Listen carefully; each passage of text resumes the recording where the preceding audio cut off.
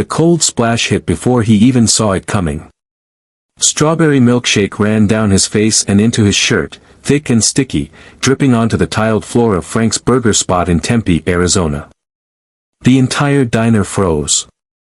Conversations died mid-sentence, the sizzling of the grill faded into the background, even the music from the speakers seemed to cut off. A few gasps echoed through the room, a few chuckles from the back, and then one shaky voice broke the silence. "Yo, chill, bro, it's just a joke. It's for TikTok." The kid holding the empty cup was Tyler Henson, 21, with a backwards cap, a white hoodie, and the kind of smirk that came from thinking the world revolved around him. His 3 friends were gathered around him, 2 filming, 1 laughing nervously, waiting for the explosion, waiting for a reaction that would make their video go viral. But Jamal Riek didn't move. He didn't shout or flinch or swing. He stood still, milkshake dripping from his chin, eyes fixed on Tyler. He reached calmly for a napkin, wiped his face, and said quietly, "Man, that's unfortunate." The tone wasn't angry or loud, it was the kind of calm that comes from someone who's seen too much, the kind that made people stop recording. Tyler tried to laugh again. "Hey man, relax. You good, bro? It's just for content." But Jamal's eyes didn't waver. He spoke softly. "You poured that on me for a laugh, right?" "Yeah," Tyler said, his voice starting to falter. "It's for the internet. It's just a prank." Around them, the energy shifted. Laughter turned into guilt, curiosity into unease. A woman at the window whispered, "That man's not just anyone." The manager peeked from behind the counter, frozen halfway between fear and fascination. Jamal folded his napkin and set it aside, then stepped forward, slow, measured, deliberate. The kind of step that made people instinctively move back. "Let me ask you something," he said quietly. "When you wake up tomorrow and watch that video, what do you think you'll see? A man minding his business, or you embarrassing yourself?" No one answered. Even the fry cook in the back had stopped moving. But to understand that moment, you'd have to rewind a few hours. That morning had started peacefully for Jamal. The Arizona sun was soft, the air still carrying the scent of last night's rain. He'd just left his mother's small blue house on South Mill Avenue, the one with the stubborn garden she refused to give up on. She'd handed him a foil-wrapped piece of cornbread as he left, the same way she always did. "Take some with you, baby," she'd said. "Patience keeps you strong." He didn't know how much he'd need those words later. After 8 years in the Navy, 5 of them as a SEAL, Jamal had learned to protect peace wherever he found it. These days, he worked quietly as a security consultant, content to live without noise or chaos. By noon, his stomach growled, and he decided to stop at Frank's Burger Spot, a small old-school joint he liked for its simplicity and quiet. He sat by the window, ordered a cheeseburger, and scrolled through his messages. Life was calm, steady, until the door opened and 4 college kids walked in, laughing too loudly, phones already in hand. Tyler Henson led the pack, tall and confident, his energy loud enough to fill the room. His friends followed, Kyle, Ricky, and Brent, laughing about how this next prank would go viral for sure. Tyler scanned the diner, his eyes landing on Jamal. "Yo, what if I dump this on that dude?" he whispered, smirking. "Say something funny. Instant views." "Bro, don't," one friend muttered. "That guy looks serious." "That's the point," Tyler said. "The serious ones always make the best reactions." He grabbed a milkshake, grinning toward the camera. Jamal didn't notice at first, too focused on his food. The waitress, Janine, did though. She frowned, muttering, "Those kids again." When Jamal asked what she meant, she said quietly, "They come in every weekend pulling pranks. Managers about had it." Before Jamal could respond, Tyler walked up behind him, pretending to look around for his order. "Sir, watch out," Janine said, but too late. A cold splash, gasps, and silence followed. The shake hit like ice.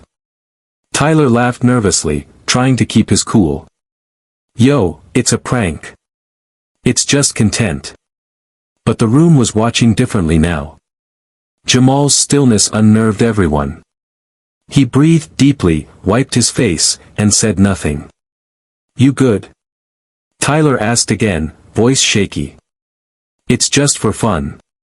Jamal looked him dead in the eyes. Fun, he said quietly. You walk into a place full of people and think embarrassing someone makes you funny? That's your idea of fun. Tyler tried to smile, but it didn't hold. It's just content, man. Jamal stood up. He wasn't massive, but his presence filled the room. Even Tyler's friends stepped back. You filming this too? He asked Kyle, who lowered his phone quickly. Good. Because the next thing I say isn't for your followers. It's for him. He nodded toward Tyler. I spent 8 years in the Navy, Jamal said calmly. 5 of those as a SEAL. You know what that means. Tyler's face drained of color. You're lying. Jamal's faint smile didn't reach his eyes. You want to find out? A couple of bystanders gasped. Tyler shook his head quickly. Nah, man. My bad. I'm sorry. That's all you've got? Jamal said softly. My bad. He leaned closer, not threatening, just present. Sit down. What? I said.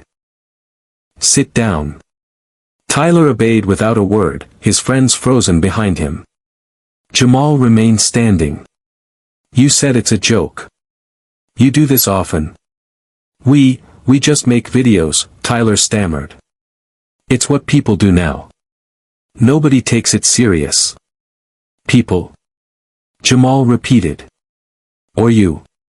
He leaned forward slightly. You ever think about what happens after the video ends? After the likes fade and the comments stop? You ever think about the kind of man you're becoming? Tyler didn't answer. His hands trembled slightly. You got lucky today, Jamal continued. Because what if I wasn't who I am? What if I didn't have control? You don't know what people carry inside them. You pour something on the wrong person one day, and that prank might end very differently. The boy swallowed hard. I didn't think, he murmured. No, Jamal said, you didn't. But that's the difference between boys and men. Men think before they act. He reached into his pocket, pulled out a 20, and set it on the table. That should cover the mess. Make sure you tip the waitress. Tyler looked stunned. Why would you pay for that? Because someone's got to show you what accountability looks like, Jamal replied. And today, that's me. Then he walked out, leaving silence behind him. Outside, the Arizona sun burned bright. Jamal wiped his hands, heading to his car, but heard footsteps behind him. Wait. It was Tyler, out of breath. Jamal turned slowly. You need something? Tyler hesitated, eyes down. I just wanted to say I'm really sorry. I know that doesn't fix it. Jamal studied him quietly. Why'd you do it? I don't know, Tyler said. It's what we've been doing for months. People like it. It's easy views. You thought hurting someone made you interesting, Jamal said. That's not humor. That's insecurity. Tyler looked down. I didn't mean to disrespect you. You didn't just disrespect me, Jamal said. You disrespected yourself. Tyler's voice cracked. I don't want to be that guy anymore. Then don't, Jamal said simply. Change starts when you decide to act different. You mess up, you own it. You learn, you move on. Tyler nodded. You think people can really change? Only if they stop pretending and start listening. Tyler swallowed hard. Thank you, for not losing it on me. Jamal gave a faint smile. My mother used to say patience keeps you strong. Guess she was right. They shook hands, and Jamal drove off, unaware that inside the diner someone had already uploaded the video. By sunset, it had 500,000 views. The caption read, "He messed with the wrong guy." But what people saw wasn't violence, it was restraint. Comments flooded in, "That man's real strength. That's how you handle disrespect." Within hours, national news outlets picked it up. Hashtags trended. Everyone wanted to talk to the calm Navy SEAL. But Jamal wasn't interested. He spent the evening mowing the lawn and calling his mom. "You sound tired," she said. "Long day," he replied. "But I learned something. People don't always need shouting to hear you. Sometimes silence hits harder." She smiled through the phone. "That's my boy." By Monday morning, reporters were camped outside Frank's. Meanwhile, Tyler faced a different storm. His classmates, teachers, and family had all seen the video. He deleted everything, shut down his pages, and went back to Frank's the next day, not to film, but to apologize. When Janine saw him, she crossed her arms. "You here to make more content?"